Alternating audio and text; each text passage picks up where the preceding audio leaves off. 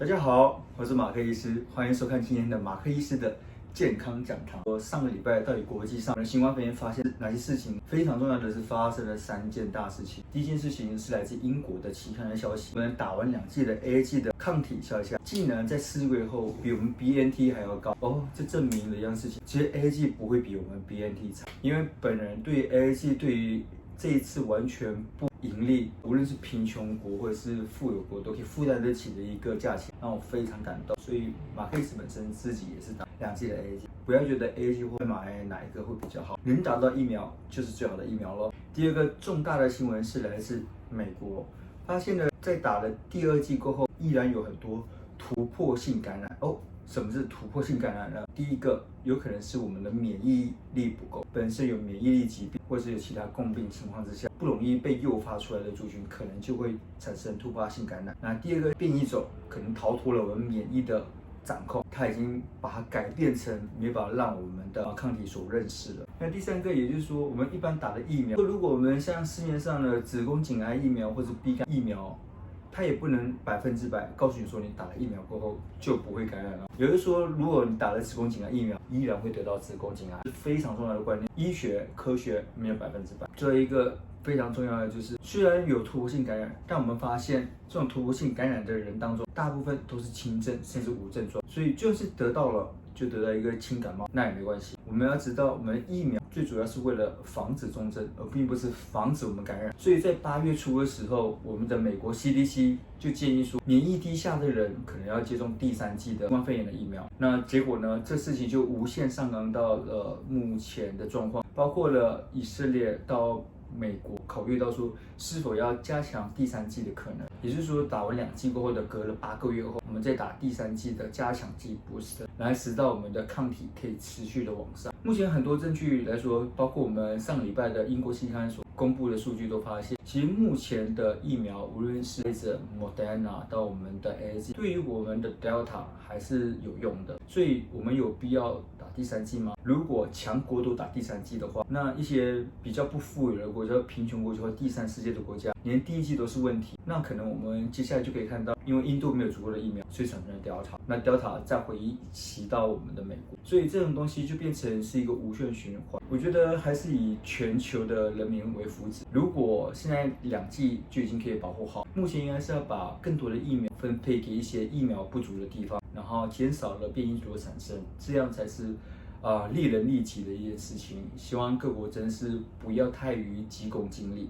目前为止，没有任何一个期刊或者任何的一个文献证明说我们需要打第3剂的加强针。第3个大事情是，上一周美国的儿童感染人数也逼近了10万大关，然后印尼呢也宣布说，因为疫情而死亡的儿童有来到1200位，感染的年龄层逐渐的往下降。后来发现年轻人、成年人来的更容易感染到 Delta， 那是因为我们的成年人大部分都可以打到第1、第2剂的疫苗，所以有起码的保护力，不会变重症。所以你可以发现，在我们解封过后的美国，就变成越来越多的年轻人感染到我们的 Delta， 甚至到小朋友、小孩。而在我们的英国，虽然感染率还是不断的上升，但可以发现它的重症率是很少，死亡率也很少。那是为什么呢？第一个是我们可以看到，来到 Delta 变异株的时候，它的 R0值是来到6和8，也就是说，平均一个人可以传染6到8个，群体免疫力也要变得更高一点。它的公式是1减掉1除以R0值，这个程度的话，可能是需要90%左右的人都施打了2剂的疫苗哦。所以不要再讨论说你要打第3剂，可能我们第1剂和完整的第2剂都还有很多人还没打。那以前我们会发现，儿童感染新冠肺炎的机会是非常的少。小朋友说肺部是未成熟的，携带的 ACE2， 也就是我们的新冠肺炎侵入我们人体的主要一个结合器，是量比较少，所以小朋友的感染就变比较少。殊不知，在 Delta 变异株肆虐的时候，发现反而比较容易感染到我们的小朋友。在家族感染里面呢，只要有感染的话，70%以上的家里的小朋友都会有感染到我们的新冠肺炎。就因为小朋友的感染率变高了，所以目前以色列 Israel 就开始了比较严格的管控儿童或者是青少年进入公共场场合的一些限制，包括例如进学校，甚至到游泳池、公共娱乐设施，都需要做快筛或 PCR 的鉴定，确定你没感染的时候才能进去哦。所以未来是不是也可以想象我们未来的台湾也有可能是这样子呢？那我们要如何去防止我们的小朋友得到呢？那首先我们要确定说小朋友要如何诊断说他是新冠肺炎的一个病患呢？第一个，大人可能会觉得说我们得到了过后会咳嗽啊、呼吸困难啊，甚至是味觉丧失、呕吐、头痛之类的。但小朋友其实他不太会表达，所以很多味觉丧失是根本无从考证。有3个关键的事情：第一个，有没有持续的发烧？食欲好不好？活动力好不好？哭的时候有没有点累？一定就都可以抓出有问题的小朋友。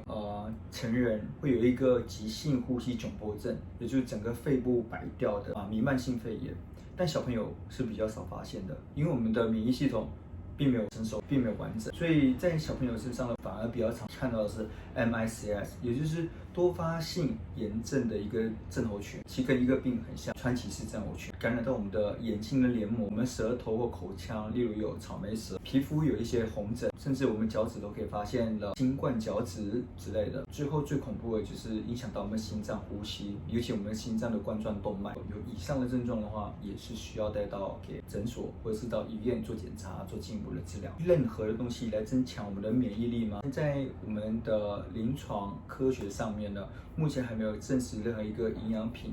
可以帮助我们提升免疫力来对抗我们的新冠肺炎。但我们过去无数的那个文献都显示，有一样东西绝对是跟我们的免疫力有关，那就是我们的情绪。如果我们在大量的压力或是压抑之下，这时候我们的免疫力反而是变比较不好。所以这段时间，请大家要保持比较快乐的心情、乐观的心情来面对整个疫情，提升我们的免疫力，这是被认证的哦。正常的饮食啊，均衡饮食，其中以地中海饮食为主，多量的谷类、各种不同颜色的蔬果，还有坚果类、白肉，起码2次的吃到我们的鱼贝类，1个礼拜呢也要吃到1次或2次乳酪类或蛋类，多喝水2000cc 左右，这样子可以达到我们地中海饮食。地中海饮食长期都被证实说可以减少我们的糖尿病，提高我们的免疫，防止我们的帕金森氏症或是阿兹海默。这小朋友也可以用地中海饮食来减肥，但我们要注意，小朋友是在发育当中，我们不建议小朋友去节食。我们还要注意体重呢，以每个礼拜0.25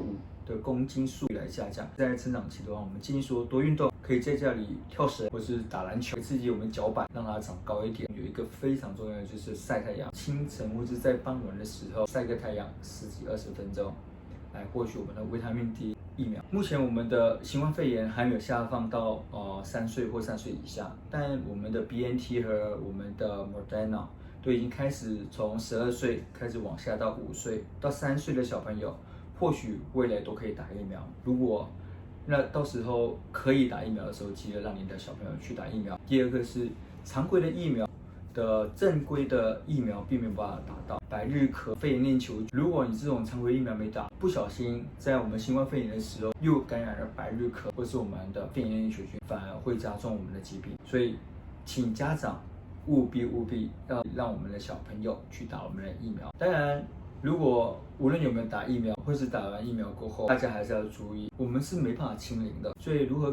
跟新冠肺炎共存，尽量在公共场合的时候